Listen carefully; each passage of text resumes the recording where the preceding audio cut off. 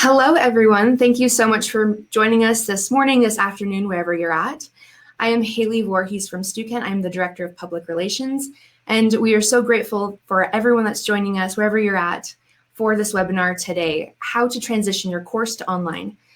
We know that amidst the current health crisis, that many schools and campuses are making that transition to online, and that's a very difficult process of changing learning environments from in-course to online. And we hope this discussion will give you some helpful resources to make that transition and just be a great conversation starter for everyone. So, and I'd also like to give a massive shout out to all of our panelists today. They have so graciously given us some of their time to connect and share their tips and tricks for success when teaching online. So a little bit of housekeeping before we actually get started. So on your right-hand side, that you will notice a chat column. Good morning, hello everyone. This is a great place to keep up with the conversation that's happening and to connect with other instructors as well as ask questions. So you can ask some StuKent specific questions or questions directly. Hi, good morning. Directly to our speakers, and those will be reviewed and we will ask those after introductions.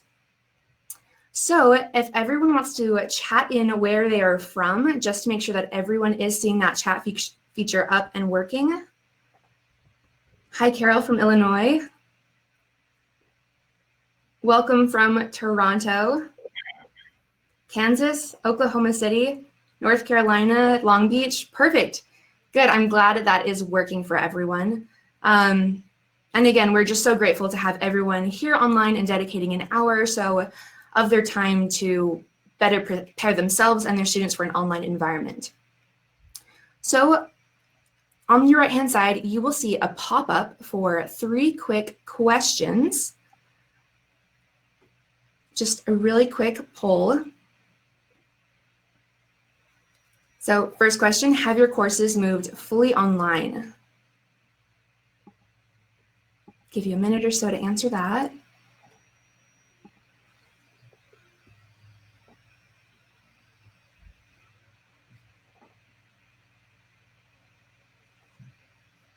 Second question, which of the following topics do you teach? Just go ahead and choose the one that best applies to you.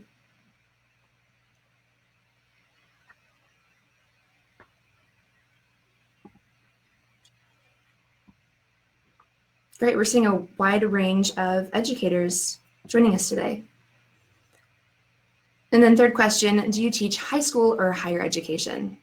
And these polls are great for us internally, so we know what type of content to produce for you guys and what will be most beneficial. Okay, mostly higher ed.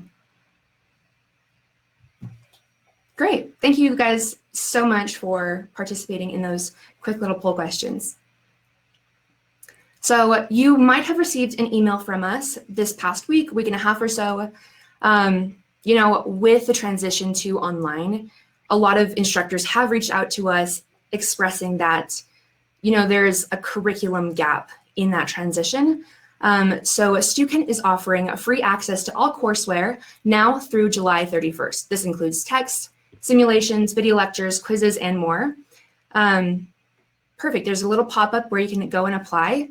So if you're not already familiar with us, you can review our full product catalog at stukent.com. That is stukent.com. And then you can click here and apply after you've had a chance to review some of the courseware that we offer. And if you're already using us, this is a great chance for you to add some additional curriculum to your course free of charge through July 31st. So if there's a simulation or a text or anything that you want to add to your course at this time, that is free to all of our current users through July 31st. Great, and that application will just connect you with a course consultant who can help you get set up with your class and any courseware that you are interested in using.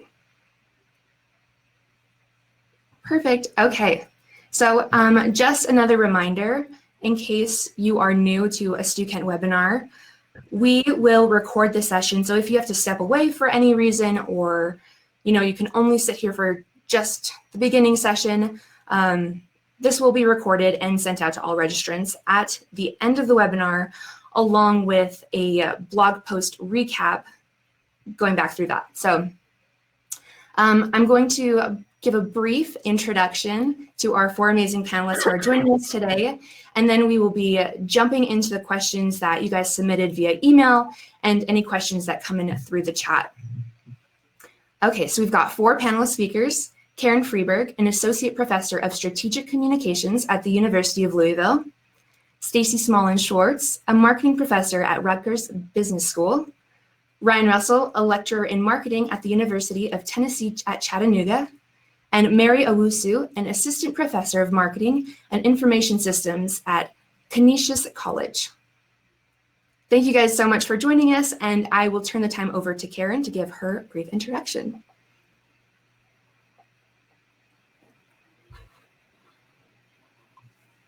Again, thank you to Stuken for this opportunity to be able to have all of us come together. I know a lot of us kind of had to go online pretty quickly here at the University of Louisville, where I'm teaching. We had to go online starting last week.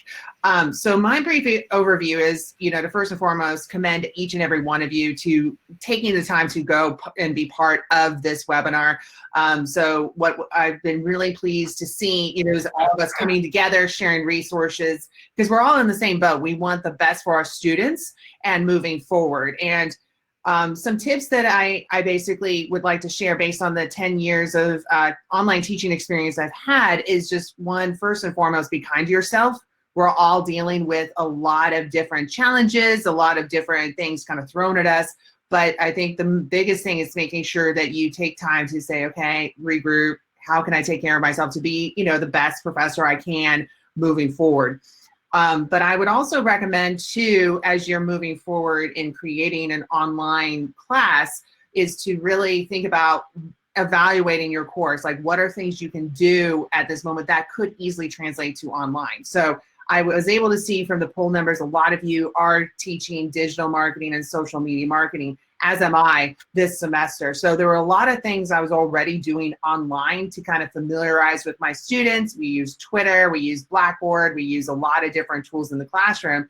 But the thing that I had to kind of look at was, what are things that are missing from a face-to-face course, and how do I translate that to online? So what I've actually been doing, and one of the things that we'll be talking a little bit about later today with the group, are what are some best practices, what are some resources. So I started creating some videos, and I'll be sharing some of those resources during the Q&A. But I figured anytime you can create a human-to-human interaction, so the students can see your face, they can see what you're doing, at least virtually, kind of reduces that barrier where you're just reading text. So I would encourage you guys to think about doing videos, and there's a ton of tutorials. I've been using Zoom and Adobe Premiere Rush that have been very helpful for me. So, and that's basically what I've been trying to do, to adjust my work as a professor, translating my online practices, for my students this term.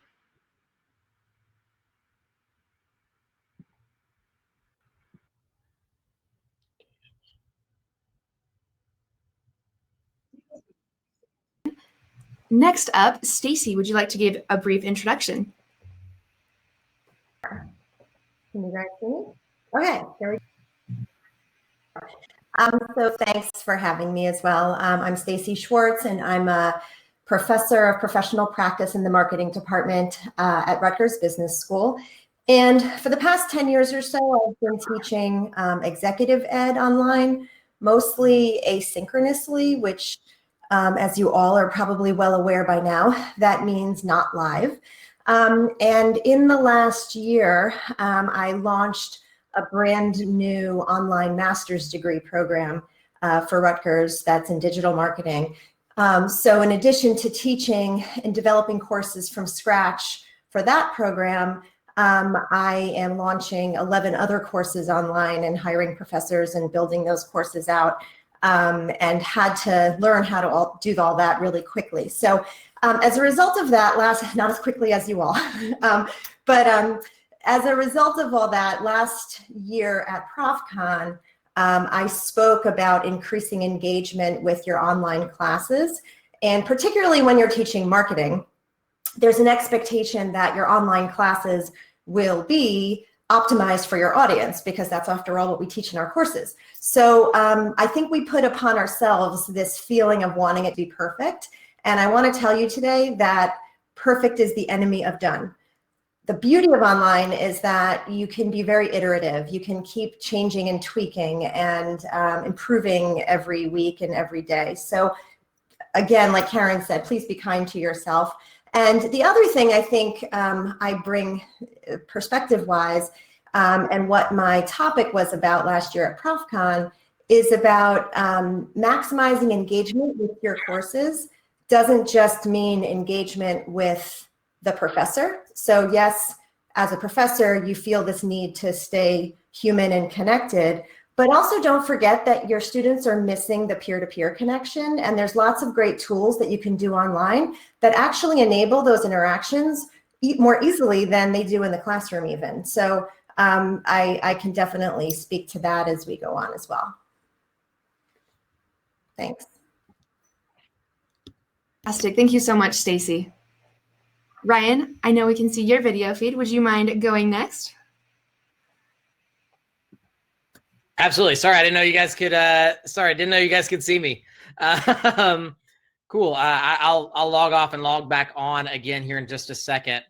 My name is Ryan Russell. I'm a lecturer of marketing at the University of Tennessee at Chattanooga. I've been at UTC for several years now, as both an adjunct and as a full-time lecturer in the marketing department. I teach consumer behavior, digital marketing, marketing principles, as well as integrated marketing communications. Taught in an online format for nearly 5 years, as well as in-person classes, and have taught, both, on the in-person level and online with every class that I've taught. I'm also a marketing agency owner, and so I know that many of you guys are working with students who are professionals right now. We've got a lot of first-generation college students at the University of Tennessee at Chattanooga, and a lot of students who are working their way through school. And so we've seen a lot of outreach from students who are asking questions regarding technology. We have a lot of folks who are asking questions regarding internet access and things like that. And so I actually learned this from one of our colleagues that many of us know and love, Scott Cowley, saying that this is not a normal online course for the next 6 to 8 weeks that you guys are teaching. This is an online course that's marked with high levels of anxiety for people who didn't sign up for an online course, for people who didn't read the syllabus to learn processes. They're learning this very quickly and with disparate resources. And so the mantra that I've repeated to myself over the past few weeks is that an increase in compassion does not mean a decrease in standards. That while your compassion and your communication certainly needs to increase with your students, that doesn't mean that we need to decrease our standards.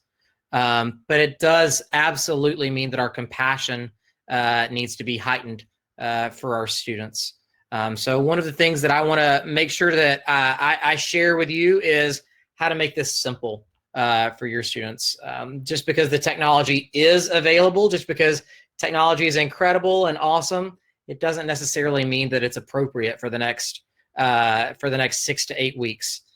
Right? The point for the rest of the semester with your students is to provide them high quality standards, the same standards that you would expect and hope for them to be able to gain from your curriculum on a regular basis. And we do the best that we possibly can to continue to provide that in an online format, and an online format that has changed dramatically over the course of just a few days for them. So I look forward to sharing my thoughts from you guys, and I look forward to hearing from my colleagues as well. increase compassion without compromising your standards for the class. That's fantastic. And last but not least, we have Mary Owusu. Thank you for joining us. I'm so happy to be here. Thanks everyone for having me and for taking the time today to be here. I couldn't agree with Ryan. I couldn't agree with you more. I think even though we're all in this heightened state of anxiety, I think our students are equally so, right? And so I think the same mantra for me is just making sure that we're not thinking that we need to come up with something fancy for these students. At the end of the day, they actually, I think, know less about technology as it relates to learning online than we do. They really don't. They might know a lot about how to do social media on their phones and things like that than us. But at the end of the day, when it comes to what we need to teach them to be able to learn online, they know much less than we do. So if you have that perspective and you don't put too much pressure on yourself, you'll realize that all you have to do is really just try to make what you're putting in front of them at the same standard, like Ryan said, as you would have if you were right in front of them in the classrooms. I couldn't agree more. A little bit about my background. So I am, as Haley said at the beginning, I'm the assistant professor of marketing, or one of the assistant professors of marketing at Canisius College. It's in Buffalo, New York. And but prior to coming full-time into academia, I spent since 2012 being an adjunct while I was an executive in digital marketing for a few agencies in my background. That's my background. And so while I was an adjunct since 2012, I basically taught all my courses online. I did end up creating a custom learning management system for my online classes. So I kind of went a little over the top with that solution, but that's what I wanted my students to experience, was a way to sort of have a social environment. So I built a website where they could, it almost felt like being on Facebook. They could see each other's activities, they could communicate. And that's how I still run most of my online courses. But for this particular situation that we're in, since I've joined academia full time, I was teaching some in-person courses, and now I'm having to convert them. And what I don't want to do is to belabor it or make it too fancy for these students that, again, did not sign up for this. You know, they wanted that face-to-face interaction with their professors. So I don't want to burden them with some new reality that they have to learn. So some of the things that I have to share with you today is how I'm keeping my Principles of Marketing course really simple for these next few weeks. And I'm just excited to share some of those thoughts with you as we delve into questions this morning. Thanks again for having me.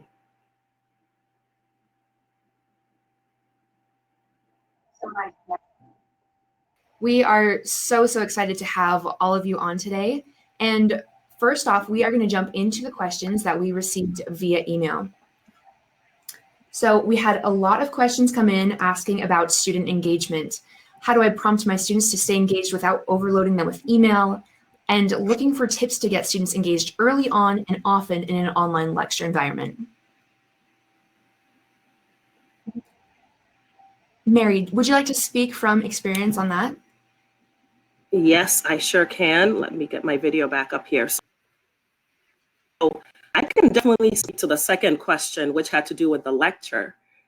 So I think that question was, how do I keep my students engaged in a lecture, in an online lecture? So my thoughts on this was, for my Modern Principles of Marketing course, which I'm using the Student textbook by Kinda Wilson for. So I was using an online textbook, but my actual class was in person, and now I have to switch everything to online. And so what's nice is I have the textbook already online and I have the quizzes already online, but that lecture component was very important to the students. Every Tuesday and Thursday we were meeting and discussing what they had read and what projects they were working on. I even had groups assigned and everything. So now we're gonna have to change all of that. And the simplest way that I can answer this is to, well, I'll give you a simple answer and then I'll give you a not so simple answer in case you're ambitious like me or want to try something different. So the simple answer is, I plan to keep this course asynchronous, my lectures asynchronous. And so instead of making the students meet at a certain time every Tuesday and Thursday like we were meeting in person, I think the best way to make sure that we keep the students' lives as intact as possible, as well as our own sanities too, with this change and this rapid transition that we're having to make, pre-record your lectures to make them make them asynchronous. So once I record my lectures, there are two methods I'm going to use to record my lectures, depending on if I have slides or not. If I don't have slides, I'm just going to use my phone and just have a conversation with the students about the chapter.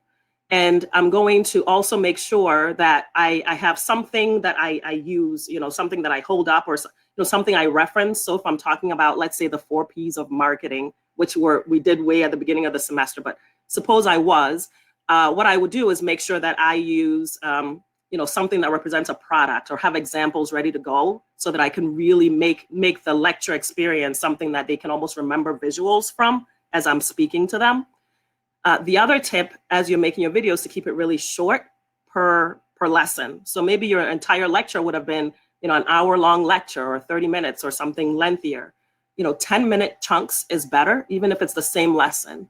So for the example of the 4 Ps, maybe you take product as the first 5 to 10 minutes. That's a separate video from the next one and the next one. That keeps students engaged, because they don't have to feel like they're watching a whole long thing, and they don't have to dedicate as much time at once in one sitting. And then the other thing, if I do have slides, is I'm going to use a tool called Screencastify. This is a software that's available. It's for the free version. You can do a lot with it anyway, but they are offering, even at this point, some sort of free option because of this corona issue that we're dealing with. And so you'll be able to pick up an even better deal right now. But that allows you to record whatever's on your screen and talk with a little profile of your head in the corner. So you can kind of go through the slides with your students at the same time that you are lecturing, so that they can follow along with the slides that presumably you would have uploaded into your LMS for them to review. And then once your videos are done, the easiest thing that I have found is to use YouTube to upload the videos. I've created a channel. I make all my videos unlisted, so that my students can access them without the whole world accessing them. And I make each chapter a playlist, so that all my different chunked videos, the 10-minute bite-sized videos, can all, for chapter 10, so I can create a chapter 10 playlist and put all the chapter 10 videos under there. Chapter 11 videos all go under that same playlist, that kind of thing. And that way, students can just see the link from the LMS, go watch the videos there. The slides are in the LMS, so they should download them and follow along, take their notes, right? And then the quizzes are also either in the LMS or right in the Student platform for them to take the quizzes and other assignments that way. So that is the simplest way. And also, by the way, have like set due dates every week. So even though the classes are asynchronous, I'm going to have a deadline. So every week, probably Sunday nights at like 11:59 or something like that, I'm going to say all your assignments are due that day. That is going to help me make sure that I'm letting my students self-pace very easily. So that's the simplest thing. Just use a camera, your phone camera, or use Screencastify, do the videos, upload them to YouTube as unlisted, then post a link in your LMS. If you want to get a little bit fancy, this is the not so simple, but it is just an alternate version. You just are changing this up slightly. I recently came across a software called Nearpod, Nearpod. I'll shoot the link into the chat in a minute. But if you haven't heard of it, that's okay, because it's highly adopted in the K through 12 institutions and not so much in higher ed. But Nearpod basically takes your slides. I mean, it does a lot more than this, but you can take your slides, and in between each slide, wherever you want to, you can drop activities like a poll or an open-ended question or a quiz, or, I mean, there's so many elements and activities that you can put in between slides. So you can say, tee up something like, the 4 Ps, maybe you talk about product, and somewhere in that lesson, you want to prompt students to prompt an open-ended question to the students. They can actually, in Nearpod, not only look at your slides, but also participate in the activities and see what each other is posting for the activities, whether it's brainstorming activities, answering a quiz question, whatever it might be, and you determine the visibility levels for each question. I love this tool so far, because basically you're building engagement into the actual lecture itself. And you can add your voiceover to the slides. So you can add your voiceover to the individual slides, and then in between the slides, you can say, now on the next slide, you're going to see a poll. I want you to answer it before you move on to the next question, that kind of thing. So Nearpod is having a coronavirus sale where they're going to give free access to us professors. And the link is nearpod.com/coronavirus. You can go in there and request access. And then you have this tool to use to sort of build the lecture and the engagements together into the same environment, and then share that link with your students. So they follow your link, they look at the lectures, they do the activities, you get all the reporting as to how long it took them and who skipped what part, those kinds of things. And so this is something that I'm trying that I think is going to really build engagement into the lecture itself.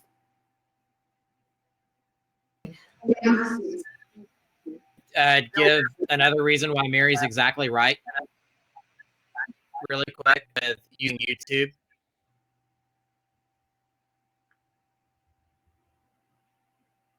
I don't know if you guys can hear me right now, but yeah, we can hear you, Ryan. Go ahead. Awesome. So one of the reasons why Mary's system is really smart is not only the simplicity that it provides to your students, but keep in mind that you've got a lot of students who are being serviced by your disability resource centers. And what YouTube allows is for closed captioning to be available for folks who have hearing challenges, for folks who would normally require the needs for note takers, things like that. That asynchronous model allows that to be done a lot easier. It's the method that we use when recording lectures. She's exactly right. It prevents a lot of challenges. Keep in mind too that a lot of your students, because of this crisis, are having things like work schedules moved around, or availability of their hardware to be able to access stuff that normally was taken care of because they were in class. Having this done asynchronously, and a method like YouTube that's more familiar to them than potentially a tool like Zoom. Nothing against Zoom at all, but it provides them that level of flexibility to make it through this stressful time. I think it's great, Mary. See, pulling from your ProfCon presentation last year, do you have anything else to add on student engagement in online learning environments? To start with, it seems like everyone's being given different or perhaps little direction on whether to do asynchronous versus synchronous to start with. And I'll just give 2 cents on that.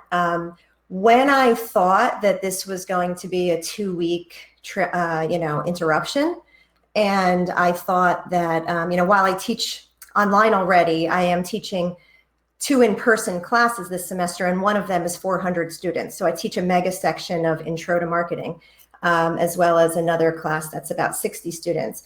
And so when I thought it was a 2-week interruption, I was going to go synchronous because I figured that's the easiest way to go in and out of being in person. We meet at the same time. They already have that on their schedule. We have the same deliverables, the same due dates, the same assignments. We would figure out how to do case study discussions online synchronously. And then once my school recently, then a few days ago, announced it was shifting for the rest of the semester for sure, I completely revamped what I was planning on doing. And now I'm doing asynchronous for the most part for both of my classes. And the reasons for that is, first of all, you have different time zones. Now that they've announced it's a longer term period, students are going back to their home states and home countries. And also everyone at their own homes has connectivity concerns because your spouse, your kids, everyone's learning at home. So, or doing their work at home. So you have a situation where you want to be rigorous with their grading still, and you want to still have high expectations, but we're not going to be asking for doctor's notes and chasing people who don't show up for class. So I've decided to shift both of my classes to asynchronous. And that class with 365, what I'm going to do is during during our previously scheduled class time, I'm still going to be live. So I'm going to set up a WebEx training, and I'm going to, and I'm telling them the topics of each day. And there's some days that don't have topics. So every Monday to Thursday we meet. I'm still going to be there. They don't have to show up. It's optional. But I'm still having guest lectures, by the way, and I think I might add more. So for students who want to have a touch base and feel like they have a sense of reality and connectivity to each other and to the industry, I'm scheduling some optional interviews with guest presenters, guest lecturers online. So they'll have a calendar of those. I'm also doing like an exam review live so that they can ask questions and I can facilitate that. And then other days I'll have nothing scheduled. And if someone wants to show up and say hello, talk to each other, talk to me, ask me questions, they can do that. So it's sort of an open office hour, I guess, is what I'm using the class time for. But I'm going asynchronous with the actual course content. And in order to change the deliverables, so I agree with the other presenters who mentioned 10 to max 15-minute videos. But in between those videos, I am assessing their understanding and their viewing of it. So in my large lecture, I would normally use clickers where they, have these polling questions throughout the class to maintain their engagement. I'm still asking clicker questions after each 10-minute video. So I'm not asking them what their device is because it's not live, but I'm setting up like a mini quiz that I'm using. And it can be open note. My point is that I want to make sure that they viewed the lecture and that they're, learning. So I'll ask them 5 or 6 questions after each 10-minute video just to assess that they got the main points.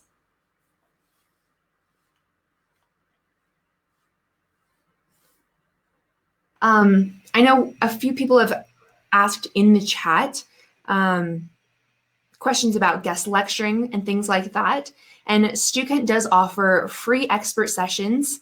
And this isn't an offer that ends at July 31st. They're free all the time. And they are recorded video lectures that you can implement into your class now. So just wanted to throw that out there. That is a resource that is available. Okay, moving on to the next question. Also in the chat, a lot of people have been asking about testing. How can we implement testing online? How do we keep the students from cheating? Things like that. What are your guys' suggestions for online test taking? So I'm just going to jump in with one plug. I've used Proctortrack for Canvas. Unfortunately, my school does not yet have it implemented for Blackboard, and that's what we're teaching my in-person classes in. So I'm trying to figure this out for them. But Proctortrack has a tool that does 3 things. It manages your ID verification. So you have an onboarding orientation where you show them your ID, and it matches up the picture of you to the picture on the ID to your name. It also locks your browser, which a lot of browser lockdown tools do, which Blackboard can do as well.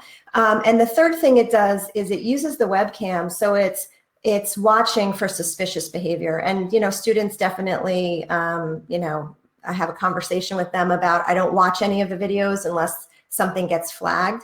But there's a lot of yellow flags if their eyes might have looked up like this while they're talking, but only if it's consistent. It's not very sensitive. It actually uses, I guess, machine learning to really understand what looks like cheating and what doesn't. And it has absolutely been a lifesaver for me in my online classes. And of course, there's a timer on there as well. If you don't have a tool like that, and if, I might not have a tool like that, for Blackboard, what I would do is really the only things you can do is lock down your browser, create a time limit that makes it kind of imperative that they don't waste a lot of time looking up answers, and maybe ask them to apply their learning to questions, whether it's with my mega section, I can't ask them essay questions. So it would just have to be a lot of questions in a short period of time, basically, to try to get them to focus on answering what they know from their head and assume that a lot of students might be using outside resources.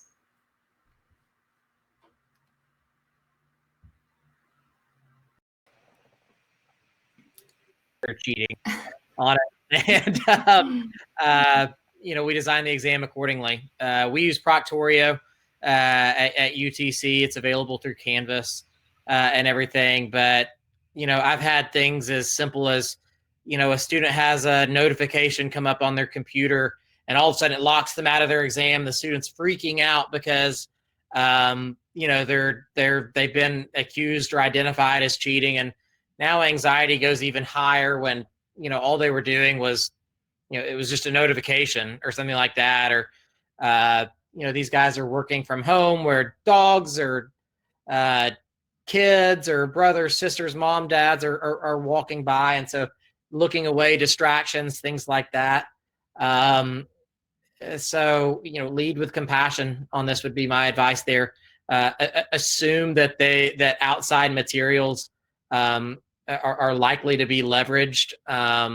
Assume that they're going to be distracted because the environment is less controlled, and it might require some flexibility or recreation of your exam material than previous.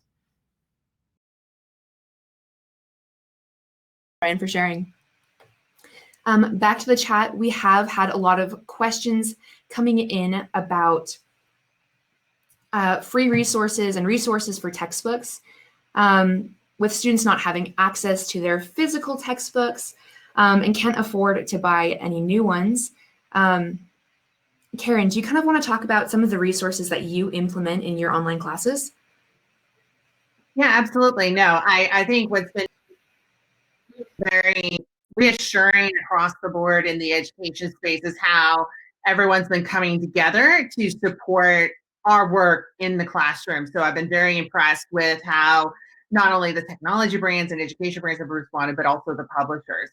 So depending on where you've gotten your books, whether it's Pearson, Sage, which I have a social media book for, so I actually had a conversation with my editor on this.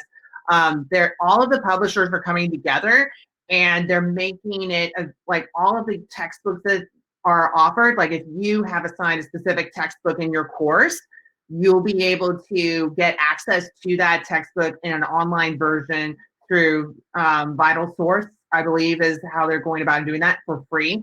So if your students, for example, went home for spring break, then they forgot their textbooks for one reason or another, they at least have the online version of that textbook. So that's going to be something that the publishers have been sharing through email. They have it on social. So what you would want to do is look at your publisher and see if they're part of this initiative. I would imagine looking at the list of publishers that are listed there, most of the marketing, social media, PR, other fields, like they're all kind of in that same boat with the major publishers. So I was really reassured with that.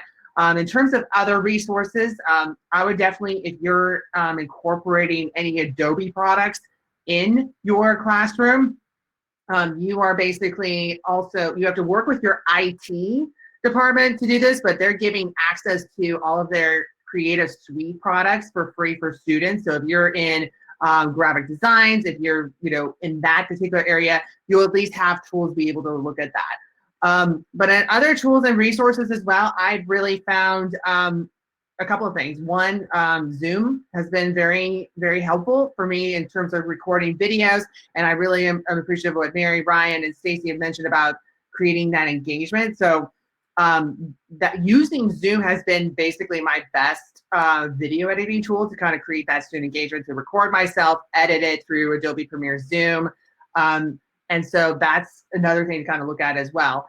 But the other resources is reaching out to other professors. So there's been so many Facebook groups, and I see that there's a handout right now, sharing resources for educators. I would highly look at some of the Facebook groups that we have available. There's a whole social media professors group that is, almost 1,600 members already, where we're all sharing ideas for resources, assignments, activities, best practices. So again, we're all helping each other. I would highly recommend also looking at the resources listed in the document from Matt Cushon. Matt is, if you're not following his blog, do so, but he's come up with some great activities, and like to tie in what's happening with the coronavirus into your classes. Amanda Reed from Kennesaw State has a great module that she created in Google Docs. But then I'd also recommend reaching out to Karen Sutherland and Lynn Humphrey. Karen's out in the University of the Sunshine Coast in Australia. Lynn is down at Florida at Florida International University. Both have been doing tremendous work in sharing the resources, best practices they've learned in terms of online teaching, et cetera. So really utilizing these resources, in our community is great. And I'm just very grateful that we're able to see so many people helping each other out. And so those are just, again, some of my free tools that I've used. And again, I'm very grateful to Student for the resources and the opportunities that you guys have been able to share and create to help all of us overcome this together. I'd just like to add one more resource. Speaking of publishers coming together and professors and others coming together, I came across from McGraw-Hill a link that I'm going to share right now. This link gives you access to marketing videos along with, so these are videos that are not necessarily like staged videos. They are videos from the media. Let's say a news article by the Today, a video segment from the Today Show or a CNBC segment, something like that, that touches on a marketing topic or subject. So not only do they have a long list of all these videos that touch on marketing subjects that we're teaching our students, but they also have them organized by the subject or by the topic. So it could be like, this segment had to do with pricing. This one had to do with promotion. This one had to do with, global marketing, whatever it is. So you can identify these videos on YouTube. And then also in the same spreadsheet that this link goes to, you can see one of the columns tells you some of the questions that you can prompt for discussion or for open-ended responses from your students from the video. So at this point, when we're all trying to figure out ways to build engagement, this is an awesome resource, dozens and dozens and dozens of links that you can, sort by whatever topic you're teaching any particular week, and then share a video with the students, and the questions are provided. It even gives you the runtime of the video, so you have a sense of, is this like a 12-minute video? Is this more like a 3-minute video? So that's a great resource that I'm happy to share with you, and I have already in the chat.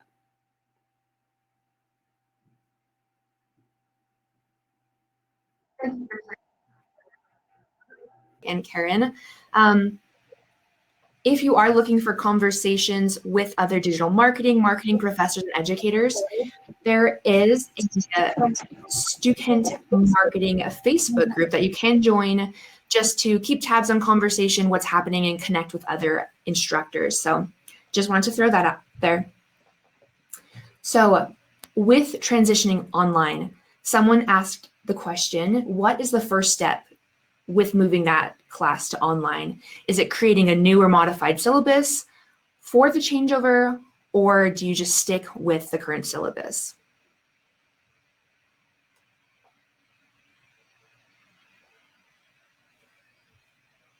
I can. So at first I wasn't going to change the syllabus, and I started going into right into the LMS, and I was updating what we're doing on different days around the same topic. And then I realized that, again, we're always learning and iterating, and that's one of the beauties of online, that I needed to change the syllabus, even if the students don't look at it. For me, it was like changing the outline of my paper before you write it. So I needed to make sure that, especially when you're moving from a class schedule to if you're moving asynchronously and you're thinking about things in terms of weeks, the staging of when you introduce exercises and assignments is a little different. So in the classroom, for example, I might bring up a topic, ask them what they think about a current event, and then let them debate about it for 20 minutes, and then show them a video that kind of gives an answer to it, right? And then I can sort of set the cadence of the discussion. Whereas online, if I just posted that video before they gave me any feedback on what they would do, that wouldn't lead to the same end. So I actually needed for me to put an interruption. I used the same syllabus and I added a row in my course schedule and I said, shifting to online learning, we got this. And then I just changed the format of the way the syllabus was laid out for the rest of the semester. And for me, even optically, it was like good for me to see that we're still one course. And I feel like, you know, we're shifting, but we're still together. We're still doing this, you know, on the same pace. We're still going to get to the same learning goals. We still have the same project due at the end of the semester. We're still planning on getting into groups and working with groups. So I felt like it was important to change the syllabus personally. Well, Stacey, and what's been beneficial for me with it is one of the thought leaders that I follow, leadership thought leader, is a guy named Michael Hyatt. And in times of crisis, his question and encouragement that he always asks is, what does this make possible? He says, you know, when you're in times of challenges, times of crisis, what do these circumstances make possible? And when you follow what Stacey's advice was, what this makes possible is you're doing a lot of course prep work for translating the current course materials that you're doing right now for the future as well. You can go teach her Stacey. But you know, this by creating new addendums or new syllabi for your courses that are moving online, you're doing the legwork that you no longer have to do in the future. You've done the grunt work for moving those courses online. So this makes a lot of things possible for you as a professor. And my encouragement would be, don't waste this opportunity by just adapting. Document and record so that you can leverage those changes in the future for your coursework.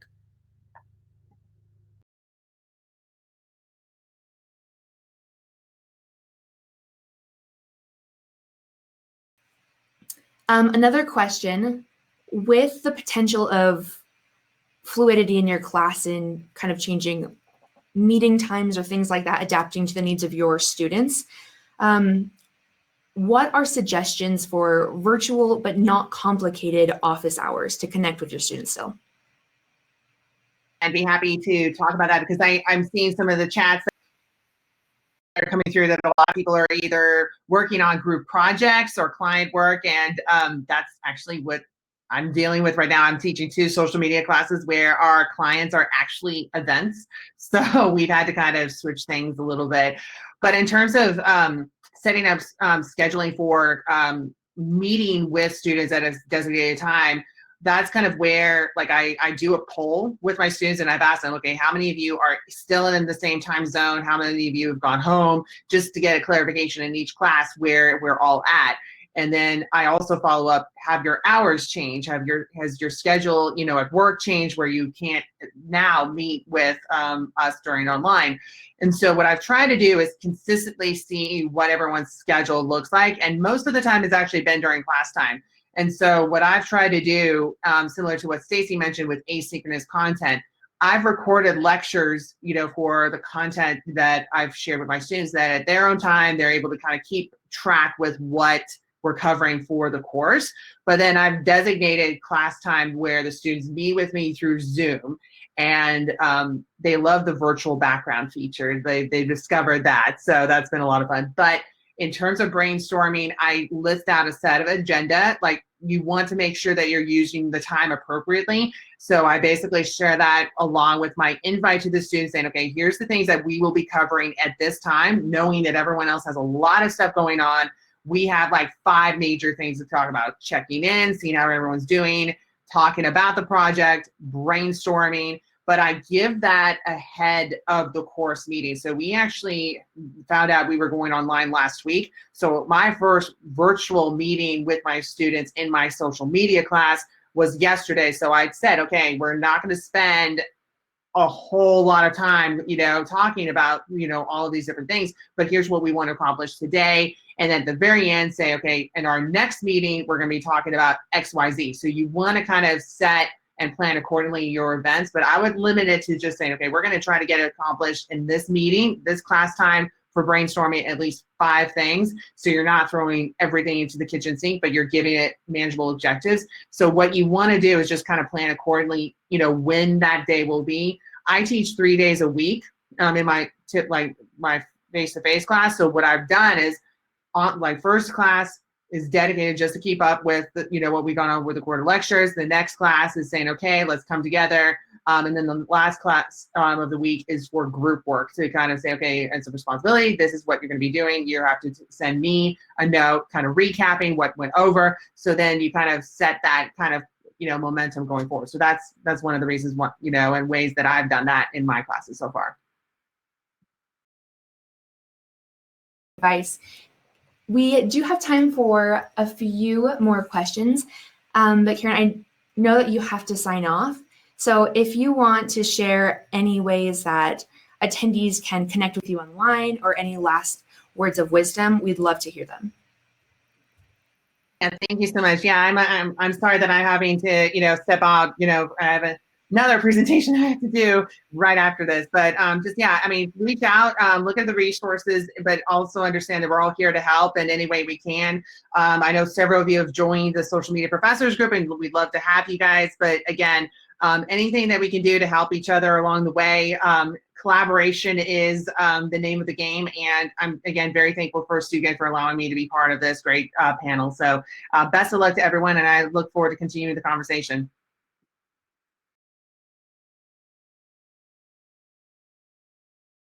Able to join us this morning before she hops into another presentation. So we have time for about maybe 1 or 2 questions before I let the rest of you panelists share your last words of wisdom, as well as where our attendees can connect with you online.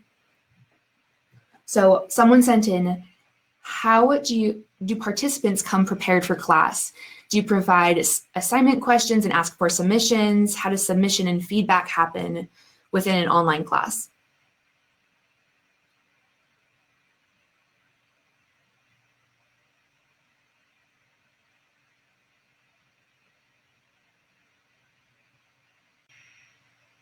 Understand the question on this.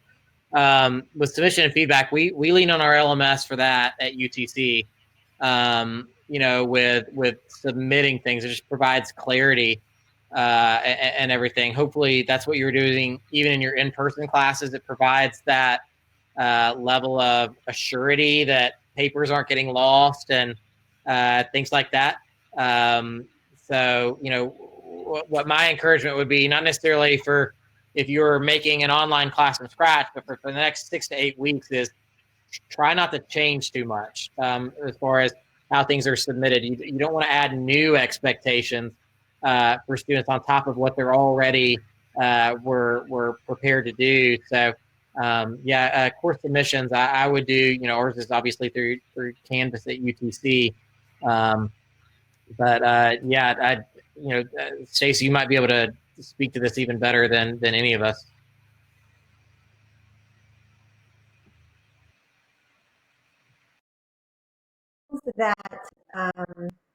So I mentioned after each lecture, I'm going to ask 5 or 6 questions just to sort of assess that you're listening and you've watched it, just to check the box. And those I'm including in with their big pot of homework grades. But where you used to have class discussion, I would transition those to discussion forums, to discussion boards.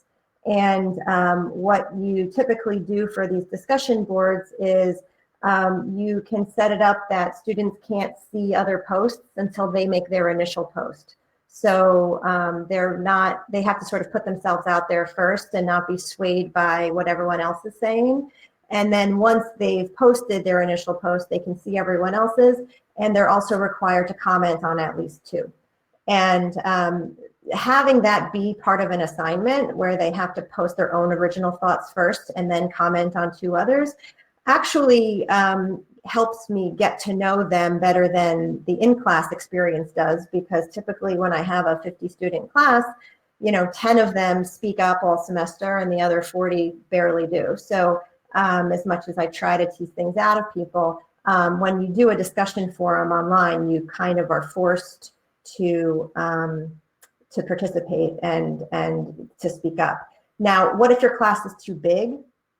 I'm not about to start grading a discussion forum and checking that 365 students have all posted something and also commented on too. So what I might do there is set up peer review assignments where they do submit their feedback. For example, I know people in the chat talked about how do you do case study discussions online. For a case study discussion, what I might do is have them submit their thoughts about the questions on the case to another person in the class. And you can either manually set them up or you can have it be automatic pairs. And they do peer review and give each other feedback. One way this worked particularly well for me this semester was I purposely had half the class read one case and half the class read a different case. In this case, it was Google and Facebook, but it doesn't really matter. And the questions were very similar, and they were encouraged to teach each other through the questions that they answered about their case. And then as a couple, they then posted answers to a different kind of synthesis questions. And I graded the end results, but I didn't have to grade the first result. So there's ways to increase engagement between them and also take some of the pressure off of you for grading. That's a good strategy as well. It's on the LMSs, it will be a peer review instead of you grading. And I see a question here about the grading rubric. I make it all one rubric, so it'll say, the quality of the initial post and did you further other people's learnings. So if they have to post twice and they just say, great job, I agree, if you have a small enough class where you can grade the quality of posts and not just that they did it, I give them feedback and say, I expect you to comment with either a different perspective or a deeper perspective or challenge someone else and try to improve the class's learning. Thank you so much for your insights, Stacey. It looks like we are just about to wrap up. Don't worry if your question hasn't been answered during this webinar. We will be sharing a recap blog post with answers to your questions as well as the recorded webinar. So to our panelists, thank you so much for joining us today. Do you want to share where you are at online and attendees can go and connect with you there, or any last final words of wisdom?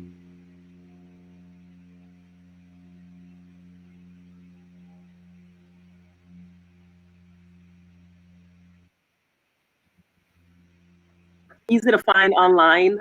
Mary Owusu is my name. On Twitter, I'm at Analytics Mary because my background is in marketing and also in digital analytics. So Analytics Mary is my Twitter handle. On LinkedIn, Mary Owusu, if you type that in, you'll find me. Or you can go to, the LinkedIn URLs that are, linkedin.com/n/Mary O is my LinkedIn URL, linkedin.com/n/Mary O. So I'm easy to find, and I'll be happy to continue the conversation with anyone who wants to ask any more questions. Or I'm also eager to learn from everybody as well. So if you've got some tips, maybe I'll hit you up for some questions too once we connect.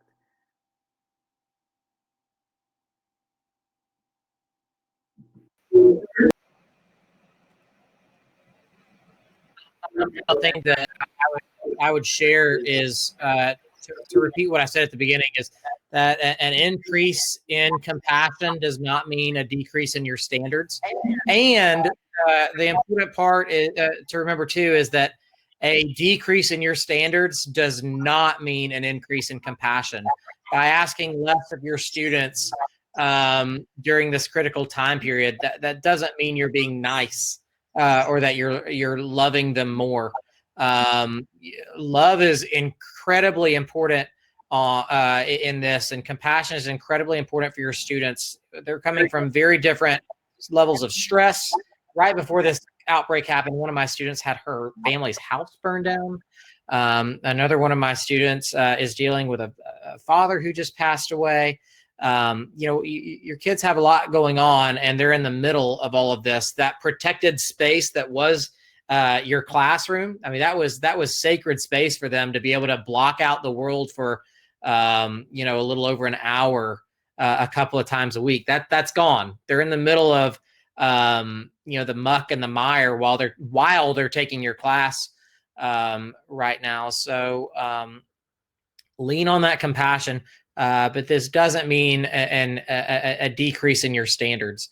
So my encouragement as well would be to not raise requirements in any way. This doesn't mean doing extra things, but it does make a lot of things possible for you as a professor to increase your professional growth and development of curriculum. This will make you a better professor, and this can make your students better teachers, this will make your students better professionals as well. This makes a lot of things possible, even if it's under challenging circumstances. So hang in there and do the best you can for your students. They will really thank you for it. Ryan. So the other thing that I would add is don't necessarily, there's a lot of talk in the chat box that's actually, I'll be honest, stressing me out a little bit because I'm starting to question myself if, my tool is the right one and maybe I should look at these other ones. I would say what was said in the very beginning, which is about being simple, is better right now. This is not a planned online course. Nobody volunteered for this. Nobody, prepped for 6 months for this. Nobody went to a professional recording studio and did professional recordings. I would do what you feel most comfortable. And that might include having your students collaborate with each other on Snapchat, or on Twitter. You can create a handle for the class or a hashtag for the class. And when people find videos or topics that they want to share, maybe that's where you do your collaboration.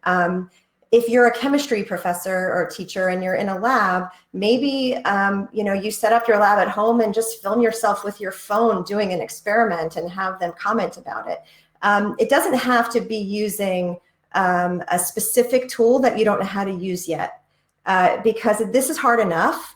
And I think just like we have to be compassionate to the students, we have to be compassionate to ourselves, and the students know that we're human and they appreciate what we're doing to try to see this through. So definitely, make your own list of what you're comfortable using at work or, personally, and see if you can leverage those things for the rest of the semester. It's only 6 more weeks or so. So I feel like your content really well. Don't also stress about learning all the new systems. You could do it differently next time.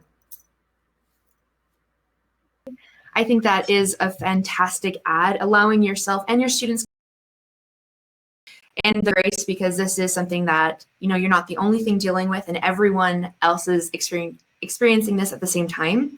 So just a final reminder, the recording of this webinar will be sent out afterwards in an email, and we will also post a recap blog with all of your questions answered. You'll see on your right-hand side a quick little pop-up for just a reminder about our free courseware available to you through July 31st.